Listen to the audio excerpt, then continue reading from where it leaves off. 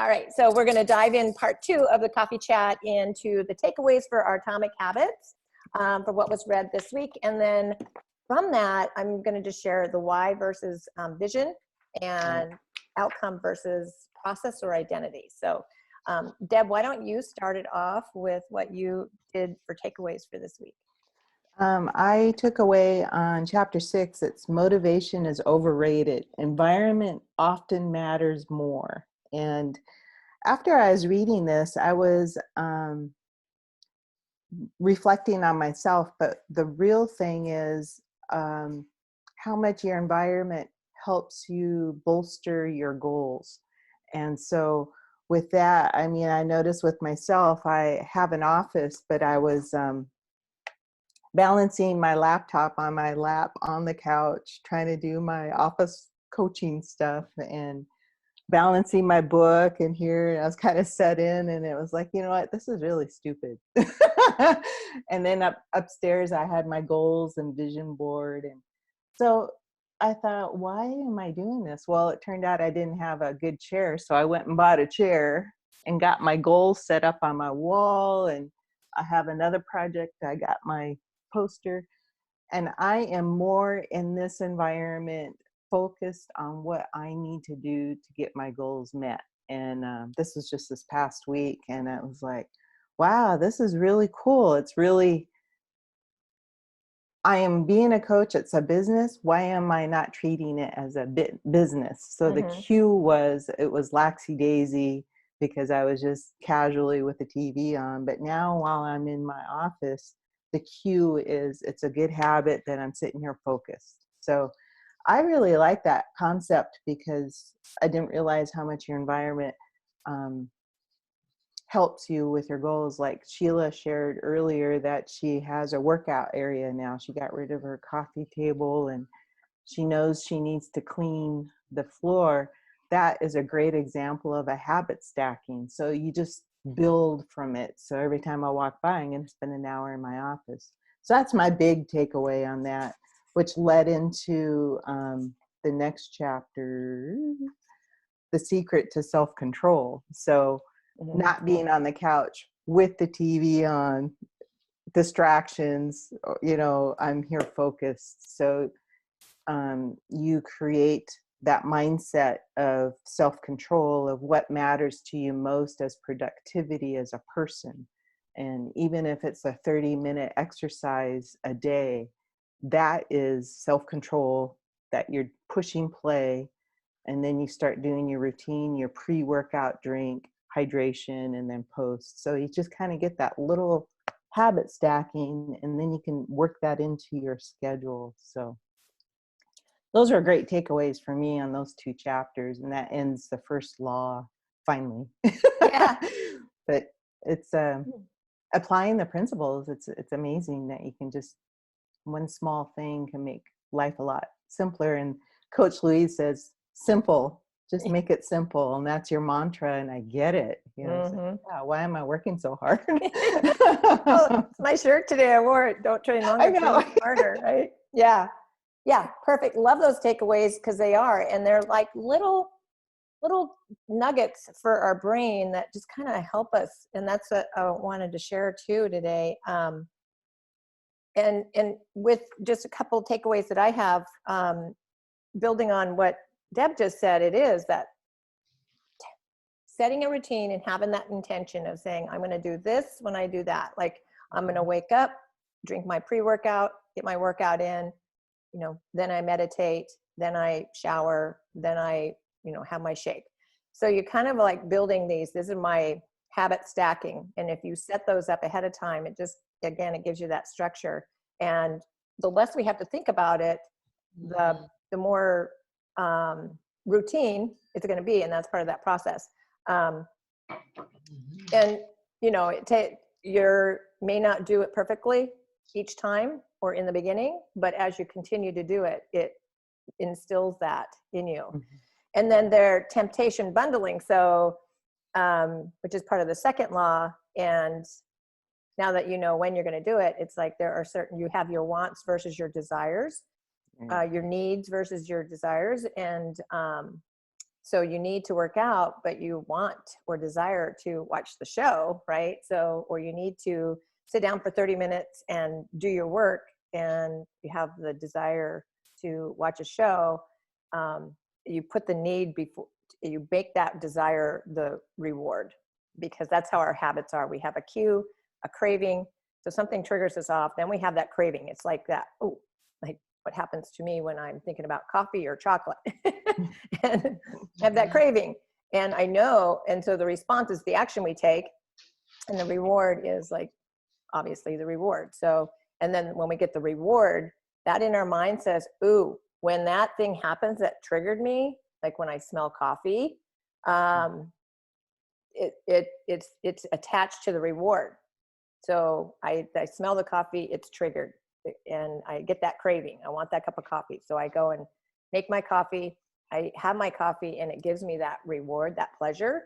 And that pleasure and that reward is then tied to that cue. So every time I smell coffee, I'm like, ooh, I want that, you know?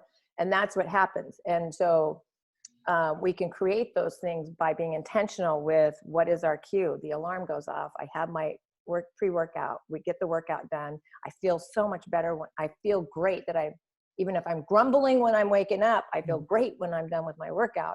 And that's that trigger for me, right? And the reward that's tied to that cue.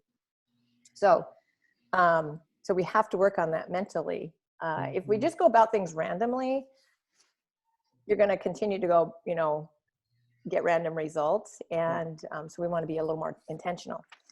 So this just brings me to, let me just share. And this is some of what I learned both with Simon Sinek, which is a great author, motivational person. And he has a book called Start With Why.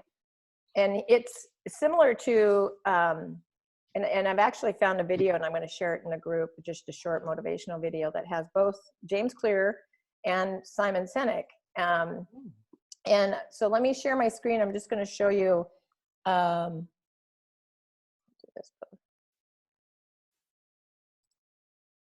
So this is the golden circle, and this is from Simon Sinek. And let me get rid of that. Okay. So your why versus your vision. And we go through the process of working on our why in the packet that you get, because the why is important. So this what is your goal, right? It's the product. It's the result that we want. And we need that goal to have the vision of where we want to go. And we establish our why so that, because that's what's going to be the driver to continue to do the how piece. So, but the why, your vision is something that you think about as a future result that you want. And your why is actually something that is based on the past, some experiences that you've had that kind of catapult you to take action to work toward the vision, right? The vision or the what or the goal. So like for me, with exercise or with my goal, I think about, well, why is this important to me? So if you want to lose weight, so we all have this, I ask people, what's your goal? And it's a lot of time I want to lose weight. So you get a little bit more specific. I want to lose 10 pounds. Okay. Well, why is losing 10 pounds important? Well, I want to fit in my clothes better. Well, then you ask, why is that important? Why is fitting in your clothes important to you? It's like, well, because a lot of people don't think about it, right? Beyond that. And they may think, well, when I go to my closet every morning and I look at it and I'm like, oh my gosh, I can't fit anything in here. What am I going to wear today? My self-esteem drops, and I just want to feel more confident, because that's a negative way to start the day. Awesome. Good. That is a good why. That's a good thing to know. It's like every time you go into your closet, you're like, oh my gosh. And it just kind of crushes you a little bit, like lowers that self-esteem, like lowers that confidence. Well, then why is having more self-esteem or more confidence important to you? And it's like, well, I want to, just show up better in life. Like specifically for me, it was, I wanted to lead by example for my son. I was not showing up as a mom very well. I was totally down on myself, and it came out, you know, as a mom, and it came out when I was at work, and it just came out in my relationships. So it wasn't, and you know, losing 10 pounds is that tangible thing that we say, that's what I want. But really, if you dig deeper, and that why came from, you know, my past experiences of not showing up the best that I could be, and not being confident. So just our why and our vision, just know that your why is coming from the past experiences that you've had. And sometimes that's the belief that we're bringing forward as well. So we need to address those, because sometimes your belief is limiting or negative. And so we have to work through those if we're going to get to that vision of being the person, once you achieve that goal, that's able to continue and sustain that goal. And the how is the process. And so then that gets us to like outcome versus process or identity. And this is what's taught in the Atomic Habits, is if we're only focused on losing that 10 pounds or running the marathon, once you've achieved that, then there's almost this deflated process that happens. You're not fulfilled, because what we really have to focus on is who you are becoming in the process, and the process of achieving that goal. So if you focus less on the 10 pounds that you want to lose, and that's just a example, and more on what it takes to lose that 10 pounds, the things that I'm going to do on a daily basis, the process to lose the 10 pounds, then when you get to that goal, you have created a the habits, which is the process part, which is the action part. And in that process, you change your identity, you change the person you've become through the processes, through that daily action that you're taking. And when you get to achieving your goal, it's more of a milestone, and you continue past it, and you continue. It's easier to sustain that result. Yeah. So the one part in the book that talks about this, because he explains it so much better than I do. Like you know, when I'm reading it, he did well. I'm thinking, oh my gosh, yeah. I had it tagged. Oh, sorry, back here. Okay, so the first layer is changing your outcomes, right? That's changing your results. That's the goals you set. The second layer is changing your process. That's changing your habits. So the process we really have to focus on, and that in your guidebook is the action plan. What are you going to do to get to your goal? And I want you to focus on the action plan, and not focusing just on the goal, just not focusing on, did I lose weight? Don't focus on that. Focus, did I show up for and do my workout? Did I meal plan? Did I track my food? Did I, you know, do something today to instill positivity? So it's those things, the actions that you want to focus on more to help change the habit, because your habits are something that you build at your process level. And then the third and deepest layer is changing your identity, and that is changing your beliefs. Because if you get to that goal and you haven't changed the beliefs about who you are as a person that exercise, you know, a person that's healthy, then you're going to get to the goal, and that belief is still going to be that I don't do this, I'm not healthy, I'm not this person, right? You have to start changing that belief, or the identity, which is changing your beliefs. And the outcomes are about what you get, right? Processes are about what you do, and identity is about what you believe. So if we're changing our beliefs along the way, which is a big reason why we initially started doing personal development in our groups, because you have to change how you view yourself in this whole process. And you have to just start identifying with that identity. And how do you do that is through the process. And the process is the taking of the action of creating the habits. And if you continue to do that, you will get the outcome. So I know we get a lot of goal focused or outcome focused especially when we're starting our journey. And we have to have that vision, right? We have to have that thing that we're going toward. But in that vision, say maybe that's your destination. If you think about it like you're taking a trip and you've got the destination and you're going to roadmap that out. And all you want to do is focus on the next milestone. Like, how am I I'm going to put gas in my car. I'm going to know, the direction that I'm going. I'm going to push the pedal. I'm going to drive, right? This is the action plan that's going to get me to that next mile marker, that gets me to the next mile marker. So when we have our goals too, we break them into, what am I going to focus on this week? And then, each week we do that instead of just always looking at that far off goal or the vision. It's like focusing in on this 30 days and this week, breaking that down to this week. And then, only focusing on the action that you're going to take each day.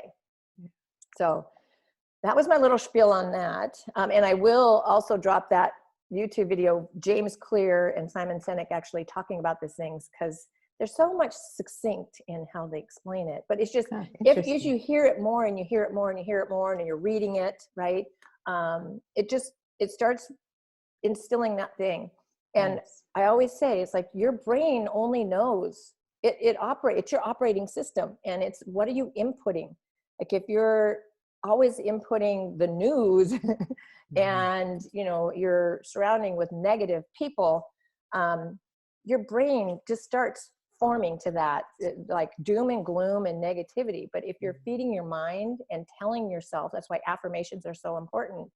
If you're telling yourself that you can do this, and you're reading about it, and you're just always having that little piece of positivity going into your brain is going to help you achieve those things, because that's what it believes. It only believes what you tell it, which is part of when you're getting a little further in the book, it just talks about, proximity has a powerful effect on your behavior. One of the most effective things you can do to build a habit is to join a culture where your desired behavior is the normal behavior, which is what we do here, right? Yeah. So surround yourself with people who have the habits you want to have yourself, and you will rise together. So we're excited. Awesome. So that was my thing for today. So let's see. The name of the book is Atomic Habits by James Clear. Yeah. So yeah, that is an awesome book. And actually, let me just, this little tidbit, because when I was out Googling James Clear, because I had recommended that on a video I did in our group, I think. Because if you're don't have the book, and you're like, maybe you're not a reader right now, and you don't have time to sit down to read, or reading makes you fall asleep, you can always Google, audiobooks are great. And if you Google James Clear, Atomic Habits, you can actually get the book, the full-on book, in a YouTube and listen to it. So that's one way. And that, like, I know I go through a book a lot faster when I'm doing the Audible in my car, as I'm driving or walking around the house and cleaning and stuff like that. It's like all of a sudden, but the only thing with that, I like to write in it and tab it and highlight it and see it, right? I like to involve lots of senses, but I also will get the book on Audible and listen to it as well. And again, it just instills that every time. It's more instilling the principles into my mind, and it just becomes your thought process. So again, you can Google it, James Clear, Atomic Habits, and there's lots of little snippets of the principles in this book that you can listen to as well and get that. So, all right, any last comments? Okay. Thank you for being on the call.